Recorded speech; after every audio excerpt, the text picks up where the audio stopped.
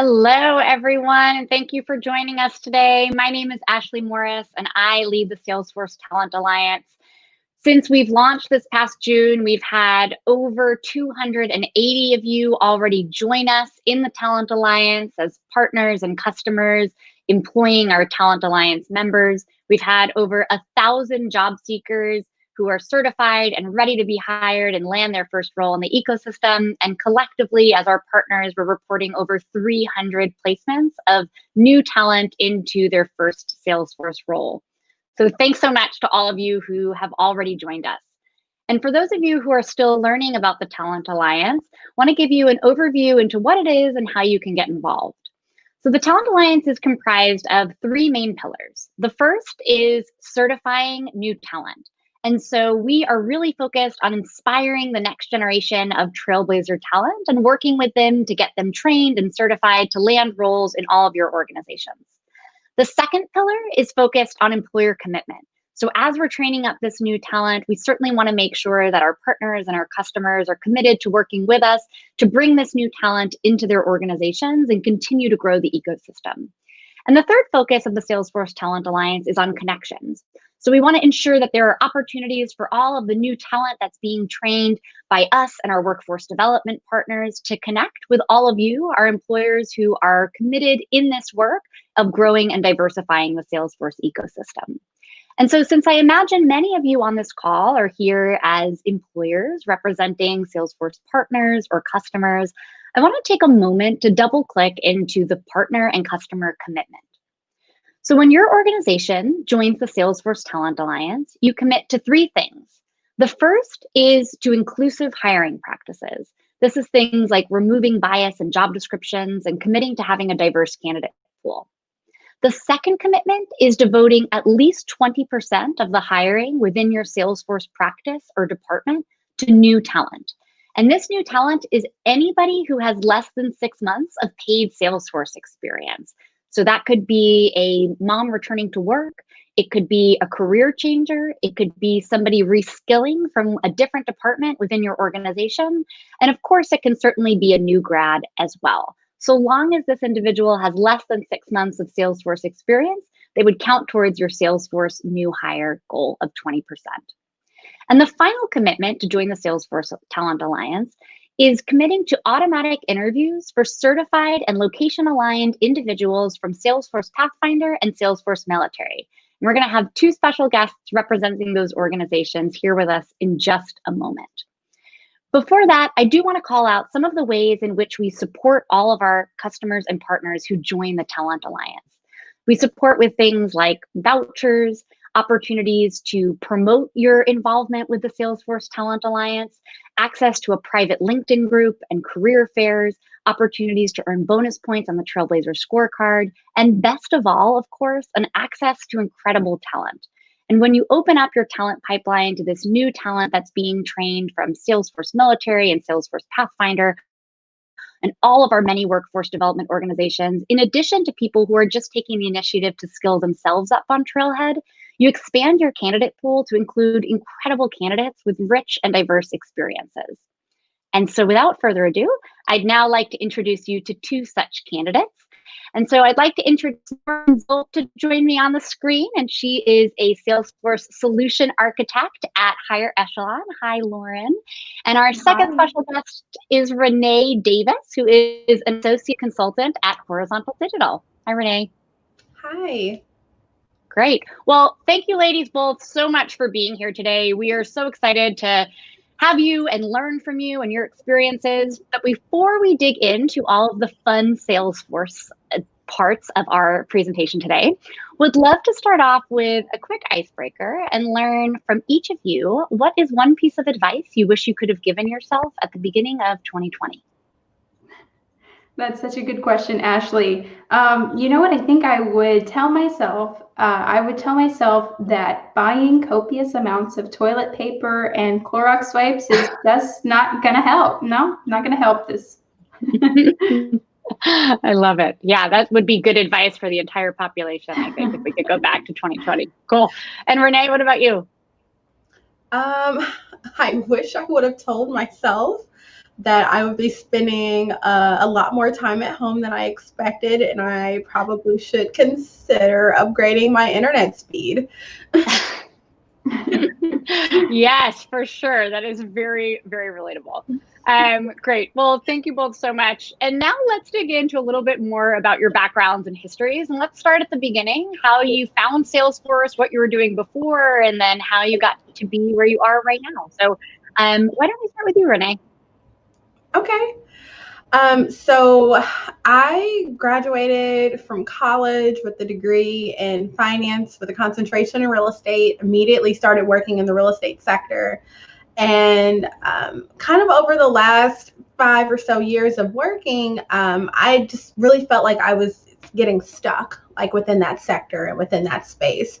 And I loved working on problems. I loved analyzing data, and I wanted to do more of it. So I started thinking about, where I might be able to go next in my career, using the skills and experiences I had to really kind of break into that space as like a data analyst.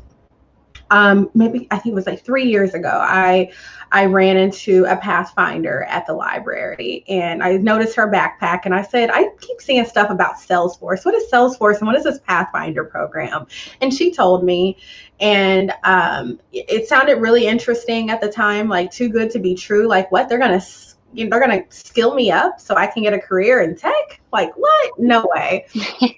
And then last year, I started to get a little more serious about that transition. I went to a job fair, and I met my mentor, Calvin Jones at the time, and I told him I want to be a data analyst. And he said, okay, so you need to learn some SQL, some Python. By the way, if you get Salesforce certified, it's really going to open a lot of doors up for you.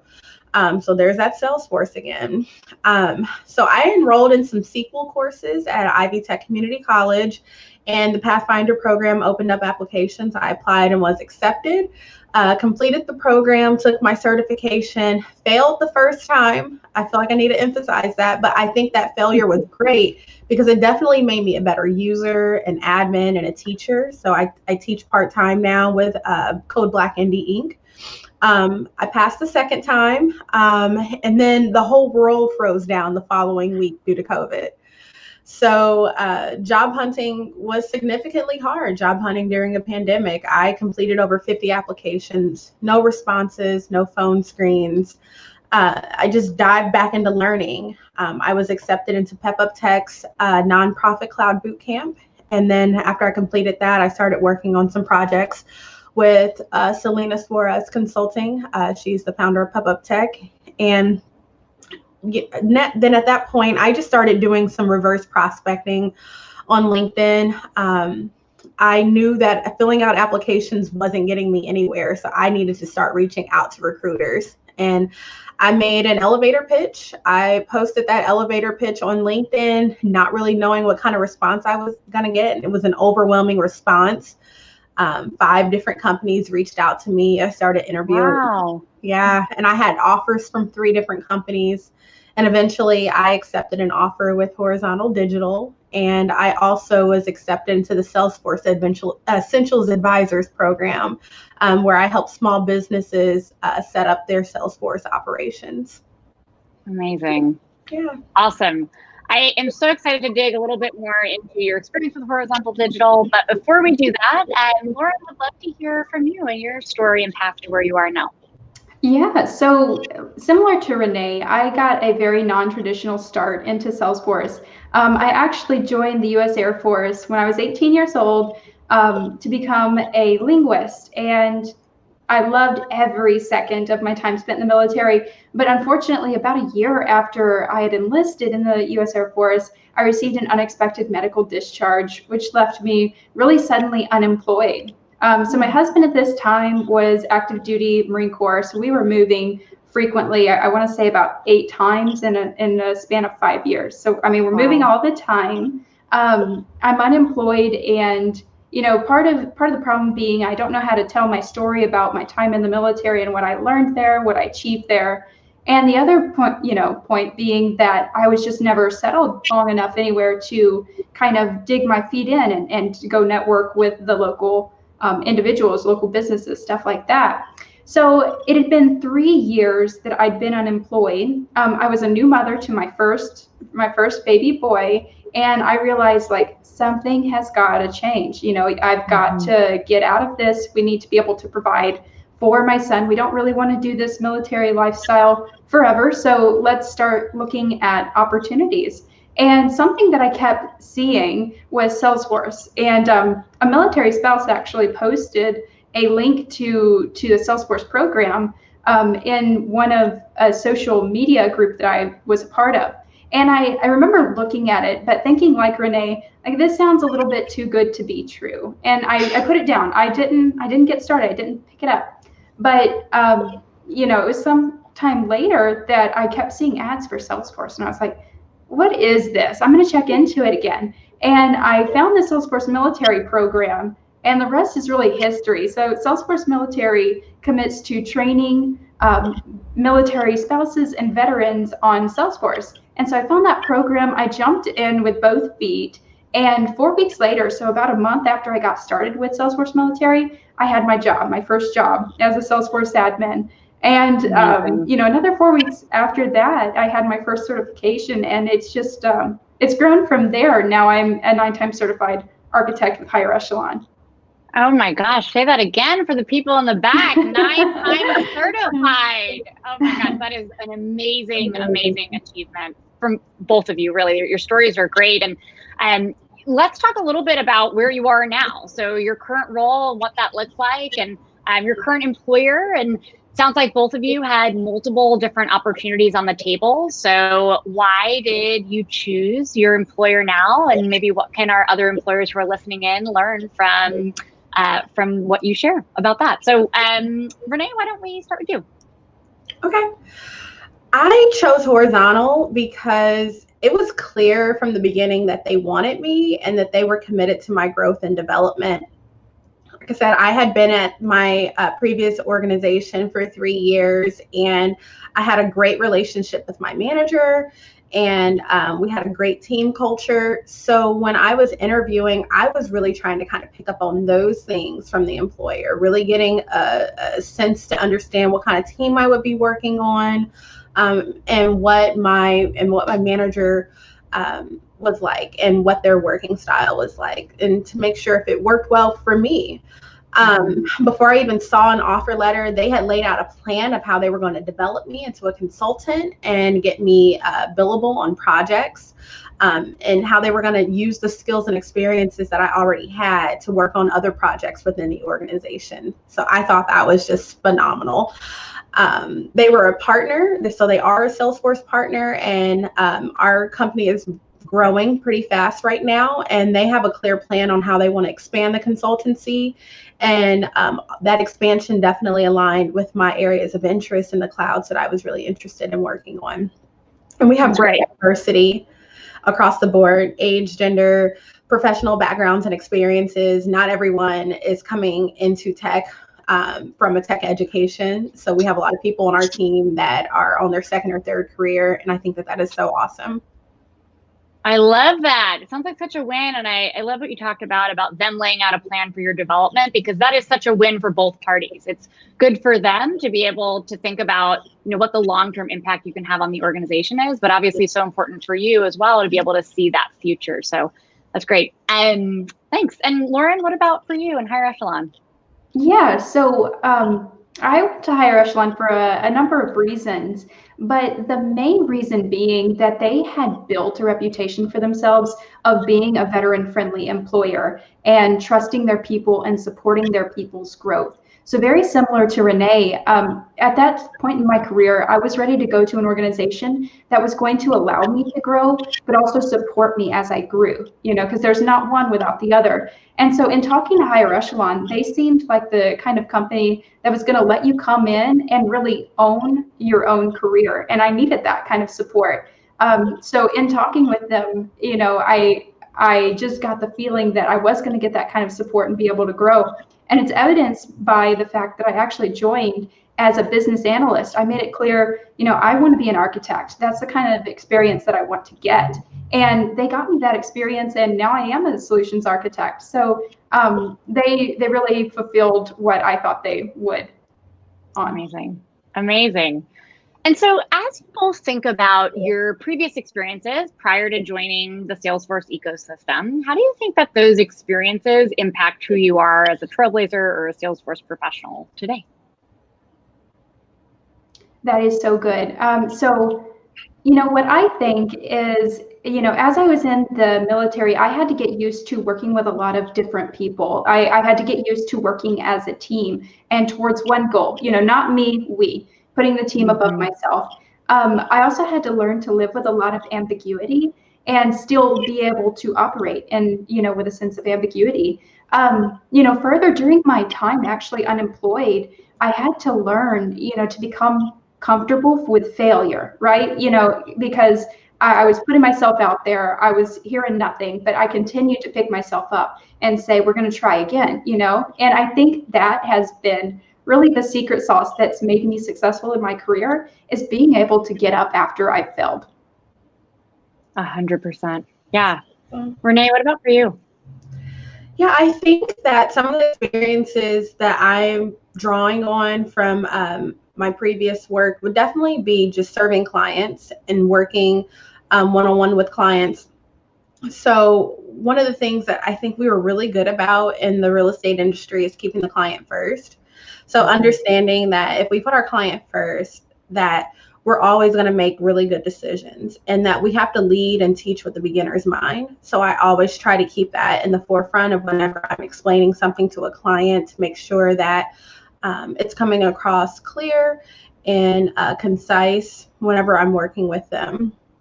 Another thing that I think definitely helps is the idea of making sure that you're listening and that you're leaning in, and you're not necessarily just managing people, but you're more or less managing emotions and situations. And so I think that definitely helps me when I'm working with a team, or I'm trying to understand certain situations that happen, so I can unpack that and really put together a really thoughtful response. Yep.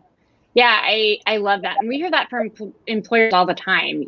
The soft skills are a lot harder to teach than the technical skills. And, Lauren, your example is great. In a few years, being 9 times certified already, you were able to learn those things on the job and continue to grow. But being able to come in with those soft skills, that client-facing attitude, that resilience to failure, all of those things are so much harder to teach. So no surprise that your employers were excited to bring you guys on board.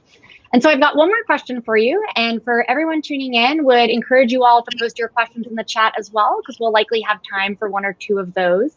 But the last question for me is for all of our employers who are listening right now and looking at both of you and thinking, oh gosh, I would love to hire them or somebody just like them, or how do I find more people just like Lauren and Renee? What is the advice that you would give to them about how they can find and attract great candidates like yourselves? I think some advice that I would give is to really think about your systems and processes for reviewing resumes. So an example that I like to talk about now, after I made my post on LinkedIn with my elevator pitch, I had an organization reach out to me about a position, and I was happy to tell them I actually applied for that 2 weeks ago, and they didn't realize it. So I think resumes are very two-dimensional. They're not going to give you a full picture of a candidate. So looking at, where candidates are engaging, so getting in LinkedIn, the Twitter, the community groups, just a number of different platforms to really engage and get to know what candidates are interested in, who's doing what conversations are being had, so you can get a better picture of what's there.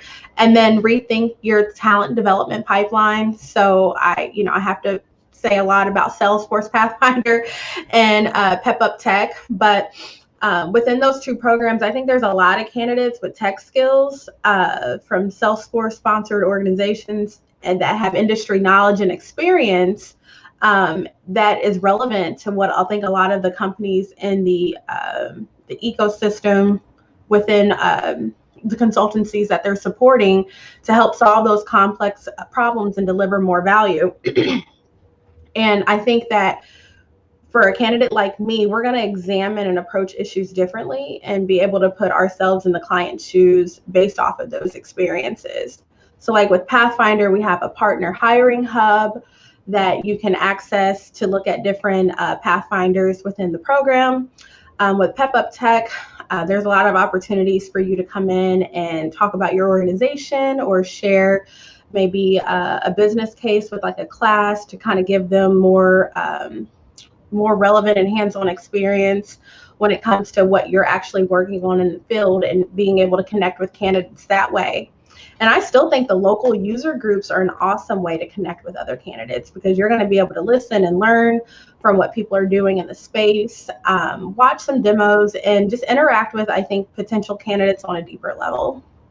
I love that. And I have to give a plug for our LinkedIn group. So for all of our Talent Alliance employers, that LinkedIn group has over 1,000 job seekers in it, many of whom are from programs like Pathfinder, like Pep Up Tech, and many other workforce development groups. And so if you're looking for a one-stop shop where you can do a quick search for candidates, that is a great resource in addition to the ones that Renee just shared, like the hiring hub and reaching out directly to the organizations that are aligned. So, and Renee, what an illuminating story about your elevator pitch attracting a company who you had applied to. It's just such an important story, and I love the advice that you gave there. So thank you for that. And Lauren, what about for you? What would be your advice? You know what would my advice would be is that when you're looking to hire a candidate, what you first should really examine is that your passions align. A lot of times, if you're going to get a candidate who is passionate about what you're doing, even if they don't have the experience that maybe they need at that point in time, they're going to come in and display really high levels of engagement, and they're going to, appreciate that you have stuck your neck out to kind of bring them in and get them the experience that they need. I think after you've found that candidate and you've hired that candidate, the second piece of it is really sticking with that candidate and supporting them through their growth, and even supporting them if they have not done well at something. That really speaks wonders to your candidates and really makes them want to continue to grow with you. Yeah, I love that. Cool. Well, I will take a peek to see if we've got any questions in the chat from our audience. And okay, we've got one here. What are both of your goals for the future? Where do you guys see yourselves? So for me, I've achieved my application architect certification, and the next one to get to CTA, like the overall arching certification, is that I need systems architect. So that's currently what I'm working on, and after we do that, we'll see what's next. I love that. Okay, great. And I see another one here, Lauren, that is for you. And says veterans often struggle translating their military experience for the corporate environment. What advice would you give for translating their skills into what employers can understand? That's such a good question, and it's something I struggled with as I was going through my own hiring process. What I think really helped me was learning how to tell a story. When employers are asking you questions, what they really want to know is, have you done this before? How did you handle it? And so being able to kind of translate the military experience that I had into stories that they could understand and that resonated with them really helped. And I would say definitely stay away from jargon and anything like that. You have to really make it easy to understand.